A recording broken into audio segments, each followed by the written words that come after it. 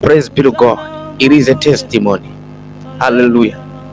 It was 2023 kama sijakosea, 2023 if I am not wrong.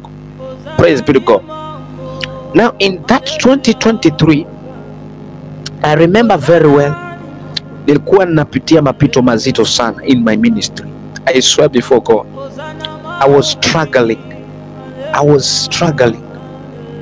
I assure. So what happened, nikapewa mwaliko na mtumishi mmoja wa Mungu anaitwa Reverend Josephine Chao. She is a woman of God. Akona madhabahu hapa Mombasa yanaitwa Jesus Powers of Prayer.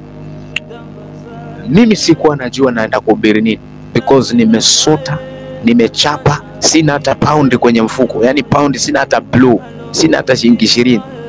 Aise, maisha ni magumu. Mke wangu tuko na yetu na survive na shilingi 100 kwa siku.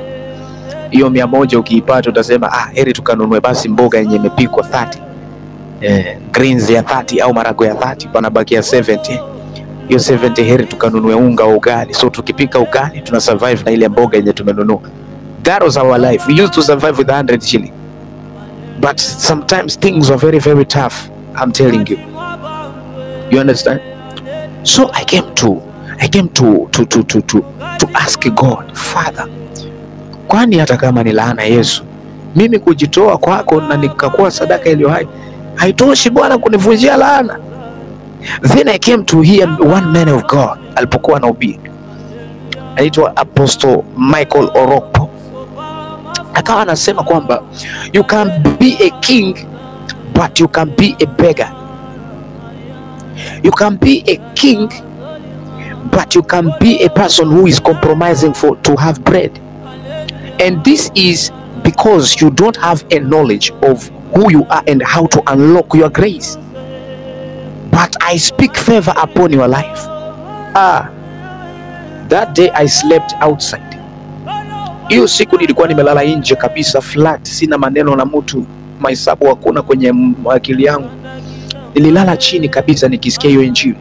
Akawa anasema kwamba unaweza ukawa wewe kumbe ni mfalme, lakini kwa kuwa umevikwa giza usitambue, ukawa unateseka. You can be a queen but ukawa unang'ang'ana na mibaba ambayo inakuliza moyo, and yet there is your king somewhere. Watch this. Look at you. Look at you. Inaweza kuwa wewe ni moja kati ya wale mataikun. Bwana amekuwekea utajiri, ideas za kitajiri ndani yako, but unateseka kukuwa mpishi wa shule, primary school. Madharau unapewa. Yes. Na sisemi kwamba wapishi wa shuleni hawafai. No, wanafaa. But I'm just using an example. Wewe kama wewe ni wewe kama ni kukaa kwenye state house, toka huko kwa upishi wa shule. That is what I mean.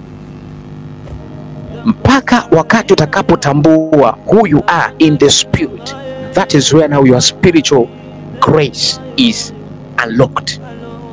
Ule wakati utakapotambua wewe ni nani, ndio huo unapatiwa vitu vyako. Ndio maana hata mtoto akiwa ni mfalme hawezi akapatiwa urithi akiwa bado hajajitambua. But the moment ameingia katika maturity, hapo ndipo anaanzaga kupelekwa na council of elder. Anaambiwa kwamba you know this is how you're supposed to rule this territory. You know this territory is supposed to give you tax, and you know this territory is supposed to do that, to do this, to do that. You know, that is the level of maturity. So unless you mature, that is maybe the reason as to why you don't test your greatness.